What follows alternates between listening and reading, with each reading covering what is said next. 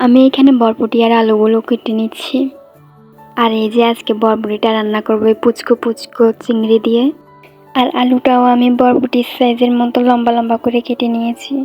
আমি ভালো করে বরবটি আর চিংড়ি মাছ ধুয়ে নিয়েছি। চলুন এবার রান্না। এখানে একটা কড়াইতে দিয়ে দিচ্ছি রান্নার জন্য পরিমাণ মতো তেল, পেঁয়াজ আর রসুন কুচি।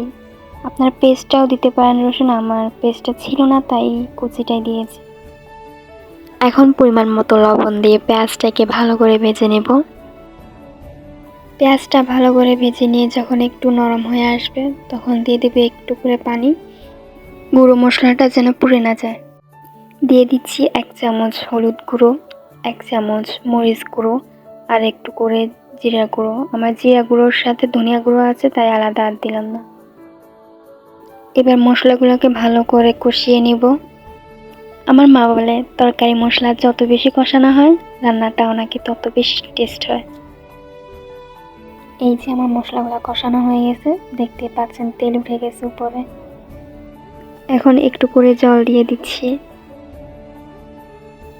এখন ওই ঝোলে দিয়ে দিচ্ছি ধুয়ে রাখা চিংড়ি আর বরবটি। এগুলা যে ছোট চিংড়ি তাই এগুলাকে আলাদাভাবে কষায় নিয়ে একসাথে চিংড়ি আর বরবটি দিয়ে কষিয়ে নেব। আর কষানোর জন্য আমি পানিটা একদমই কম দিয়েছি। এই পানিতে আমি বরবটিটা কষিয়ে নেব। আর এই যে দেখতে পাচ্ছেন আমার বরবটিটা ওই ঝোলেই খুব সুন্দরভাবে কষানো হয়ে গেছে। এখন দিয়ে দিলাম রান্নার জন্য একটু করে পানি। সবজিতে বেশি পানি দিয়ে অনেকক্ষণ চুলার উপরে রাখলে কালার আর পুষ্টিগুণ দুটোই নষ্ট হয়। এখন দিয়ে দিচ্ছি কিছু টমেটো আর ফালি করা কাঁচামরিচ।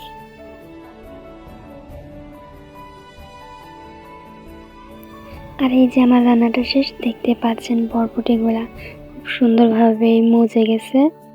এখন উপর দিয়ে একটু ধনিয়া পাতা ছিটিয়ে দিয়ে নামিয়ে ফেলবো। আর আমার ভিডিওটা যদি ভালো লাগে তাহলে লাইক আর শেয়ার করে দিবেন। টাটা, আল্লাহ হাফেজ।